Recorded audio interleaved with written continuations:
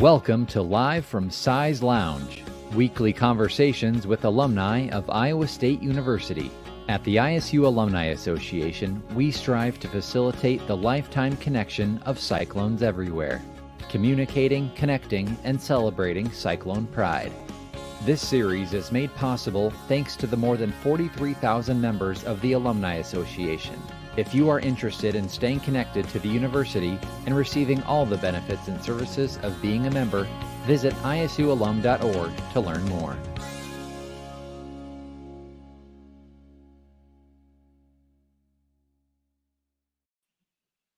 Good afternoon, everybody, and welcome into Live from Size Lounge. My name is Matt Van Winkle with the ISU Alumni Association. Before we bring on our guest today, we want to let you know there are some great deals going on right now in our online Alumni Store. This week's featured item is this Gear for Sports short sleeve comfort wash t-shirt featuring the iState logo on the front pocket, and the back is a pretty cool design. It's got Iowa State University on the top, Cyclones right here in the middle with Ames, Iowa in 1858 underneath, and a nice photo of Beard Shear Hall right there on the top. So really cool design t-shirt that is available in our Alumni Store right now for $24.99.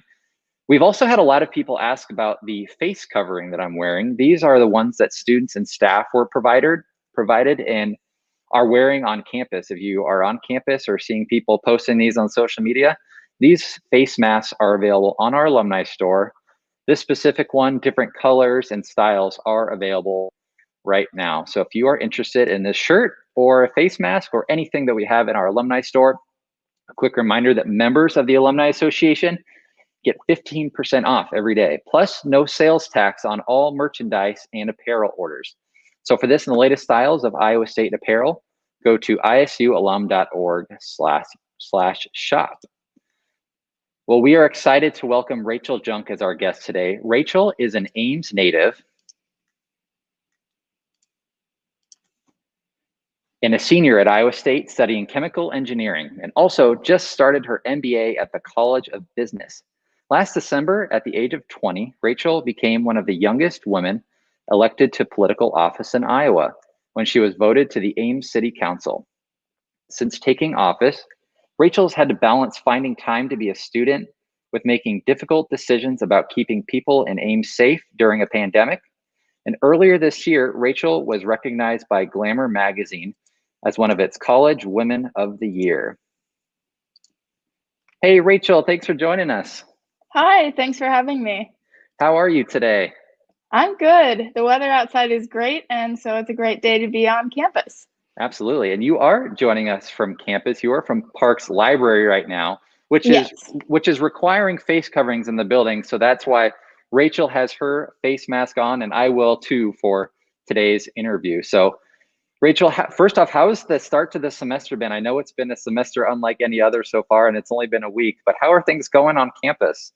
Yeah, everything's good so far. I think a lot of the policies that Iowa State has in place with making adjustments for face coverings and social distancing has been going really well in all of my classes so far. And it's been exciting to continue with my chemical engineering classes and then my MBA classes now too.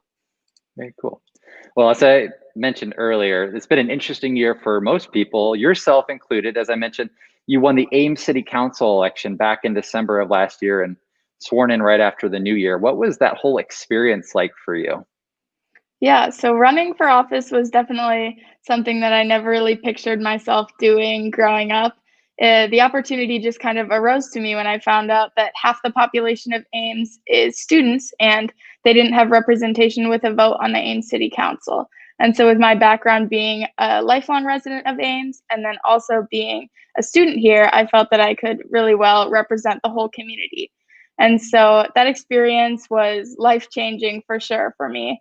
Being able to go out into the community, talk to students and residents about what's something we could help improve or change in Ames to make it better was very exciting. But it was a lot to balance being a student and a candidate for office. So I really relied on a team of students and community members to help me get elected to office and then transition into the position as well. Sure.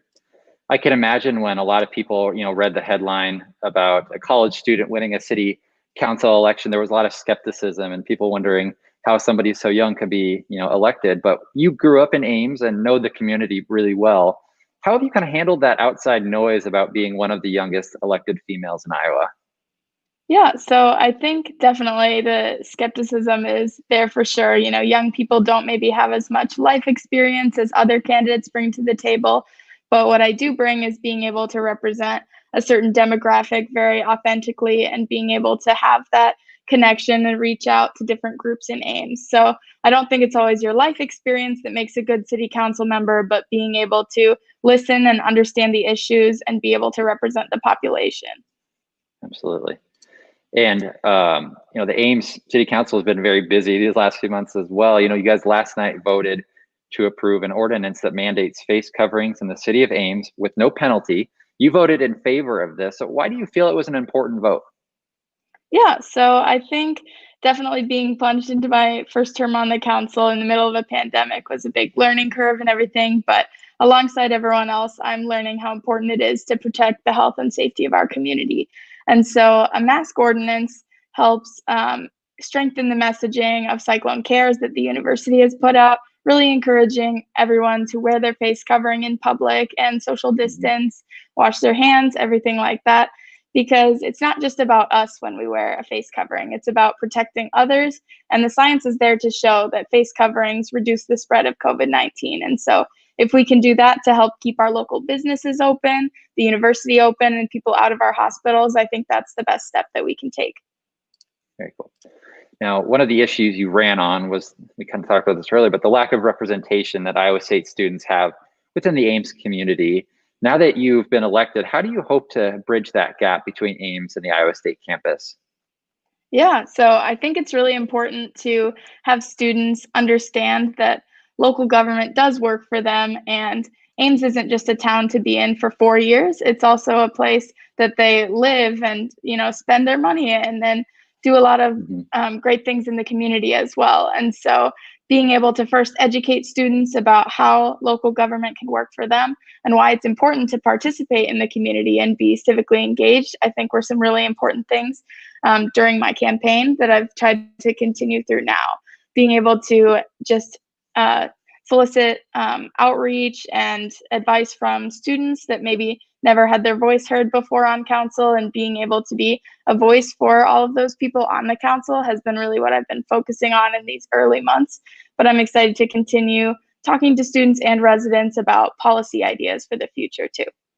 What has being a Ames City Councilor taught you in this short amount of time? I've definitely learned a lot about the importance of putting all of the information into a decision. We get staff reports ahead of time. We take public input with email, and at every meeting, we have our own opinions and different people that reach out to us about the issues. And then any other, news outlets or data that we're collecting on the decisions as well. So being able to really formulate all of that into a decision and listening to the other council members, working with them as well, has been a skill that I've just started to become more good at, I guess, in my short time on the council so far.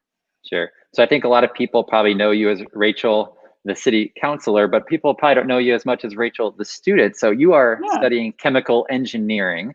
Why did you choose that major, and what are your goals for your career after graduating? So I knew that I wanted to study engineering because I've always been a big problem solver. I've always really liked science and math, and being able to kind of formulate that into a career where I could do something different every day, I thought would be really interesting. I chose chemical engineering because I didn't really like physics as much in high school. And so I thought chemistry was the route to go. But after doing a process engineering internship this summer and taking more of my very practical classes, I've really enjoyed it so far, and I'm excited to be pursuing that with my MBA so I can understand both the process engineering side and the business side of a manufacturing company. Nice. So you're doing that program, the concurrent program, where you're taking your master's classes while you're an undergrad still. How tough has that been to balance on top of your city council duties? It hasn't been too bad so far. I'm Yeah, always enjoying being a busy person and yeah, really getting involved in a lot of different things, being as well-rounded of a professional student as I can. sure. So how has being an Iowa State student really prepared you for this challenge of where you're at today on the city council, and how has it really prepared you for your where you see your professional life taking you? Being a student at Iowa State has given me more opportunities than I could have imagined anywhere else. I don't know anywhere where I could pick an undergrad and a graduate degree, 2 minors, spending a semester studying abroad, multiple experiences and leadership opportunities in clubs, and running for office all into 5 years. So just that depth of my classwork and academics, and also being able to be involved on campus very heavily, has been very exciting to me. I think it's also important how we prioritize our values of community. And that's really given me a great basis with all of my classmates for respect and understanding and prioritizing all of our different backgrounds to learn together. Talk about some of the other kind of issues that you guys are working through. Obviously, the last few months have really been focused on this pandemic and how you guys are handling that within the community here. But what are some of your goals being a city councilor? What do you guys hope? What do you hope to personally to get accomplished on your time there? Yeah, so we have lots of different council goals that we set at our initial goal setting meetings in January and February. One that we've been taking some action on recently is our climate action plan. So we just got the results back of a greenhouse gas inventory that was done to kind of tell where our greenhouse gas levels are in the community. And then we'll continue to move forward with planning for our climate action plan so that we can continue to reduce those levels and look at different ways that we can be more environmentally conscious in the future. So I'm very excited about that one because that was part of my campaign, and I really pushed for that one at goal setting as well. But I'm also very excited about affordable housing in our community. Our 321 State Street project has been going really well to add more affordable housing into the community. And there's a lot of other projects that I'm really excited about coming up in the future as well, and looking forward to getting to talk about, even if they got pushed back a little bit with the pandemic. Sure. Rachel, I know Iowa State graduates and students like you are making their community and their state and the world a better place. How do you feel you've already been able to make an impact here in Ames? I think one of the big impacts, just right off the bat with my campaign, was voter registration and kind of civic engagement. So a lot of students didn't even really understand that they could register to vote in Ames and vote here. And I think it's a great rule of thumb to vote where you live on election night, because students spend 9 months of their year here in Ames. It really is a home away from home for them as well. And so being able to register a lot of students to vote, help them get excited about being a part of the Ames community and really getting involved in the community here, not just by voting, but also by, doing community service, other things like that, and just being informed. An informed citizen, I think, are some of the immediate impacts that I was able to make with students here. Are you still able to do some of that advocacy work on campus with the election coming up in November? Have you still been pushing for students to register to vote on campus, or? Absolutely, yeah. Most people know me as the one to go to if they have any questions about how to vote, or, requesting an absentee ballot so they can vote safely in the middle of this pandemic, all of that. And I'm always out in the free speech zone right outside the library helping people register to vote there too. Very cool. So I'm sure there are some students watching this. When does the city council meet? When can people get a hold of you and talk to you about some of the issues going on in this community?